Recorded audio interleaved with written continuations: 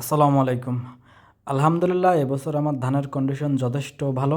অনেকেই জানতে চেয়েছিলেন এবছর আমি কি কি জাতের ধান রোপণ করেছি।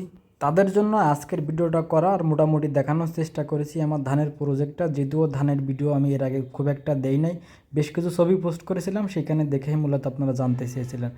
দেখতে পাচ্ছেন সামনে দিয়ে আব্বু হাঁটতেছে, অর্থাৎ এখন যেখানে হাঁটতেছি এই সামনে যতটুকু আপনারা দেখতে পাচ্ছেন পুরোটাই হচ্ছে 28 ধান রোপণ করা, অর্থাৎ আমাদের দেশি যে জাতটা বা আমাদের ঘরের বীজ বলতে পারেন।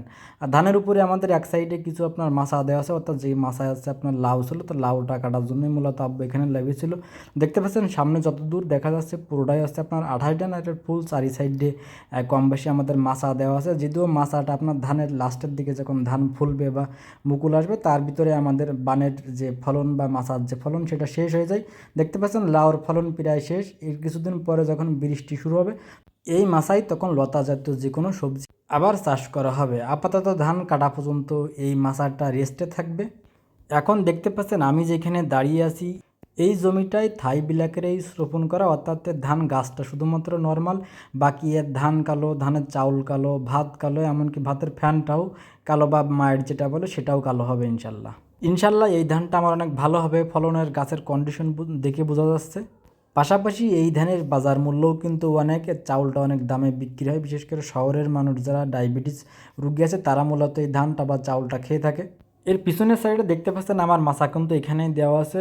বরাবর আমার মাছের প্রজেক্টের ফুল চারি সাইডে আপনার মাছা দেওয়া থাকে, অর্থাৎ মাছার উপরেই কিন্তু আমাদের সবসময় সবজি থাকে, আর মাছার নিচে হয় আপনার ধান থাকে, তা না হলে মাছ চাষ হয়। বিশেষ করে মাছ চাষ খুব ইজিলি হয়, কিন্তু ধানের সময় ছায়া থাকলে একটু ক্ষতিগ্রস্ত হয়।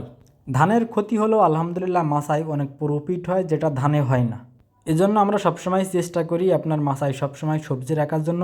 যদিও এই গরমের সিজনে বা এই খরার সিজনটাই আপনার তেমন মাছায় ভালো হয় না, বিশেষ করে আমরা পানি তেমন একটা আপনার ভেড়ি বা আমরা যে বাটটা দিই সেখানে দেওয়া যায় না। তো দেখতে পাচ্ছেন এখন যেখানে আমি দাঁড়িয়েছি বা কালো যেটা দেখতে পাচ্ছেন এটা কিন্তু মূলত ধান, অর্থাৎ এটা থাইল্যান্ডের একটা জাত, অর্থাৎ পার্পেল কালারের ধান বলে। যদিও যতটুকু শুনেছি এই ধানের চাউল বা ভাত তেমন একটা ভালো হয় না বা ফলনও তেমন একটা সুবিধা হয় না, কিন্তু দেখতে মাশাআল্লাহ অনেক সুন্দর। দেখতে পাচ্ছেন এখন আমি যেখানে দাঁড়িয়ে আছি, অর্থাৎ এই কালো ধানের এই বেগুনি ধানের সামনে যে ধানটা এটা হচ্ছে পাকিস্তানি লং বাসমতি। ইনশাল্লাহ সামনের বছর আমরা চেষ্টা করবো আপনার পাকিস্তানি লং বাসমতিটা বাণিজ্যিকভাবে করার, কারণ এই ধানটা অনেক আর্লি হয়, অর্থাৎ আর্লি যদি হয় সেক্ষেত্রে আপনার ঝড় বৃষ্টিতে আর ক্ষতিগ্রস্ত হয় না, খুব ইজিলি তোলা যাবে। আর ধানটার দামও কিন্তু অনেক, অর্থাৎ শপিং মহলগুলাই কিন্তু আপনার এই পাকিস্তানি লং বাসমতিটাই বিক্রি হয়ে থাকে।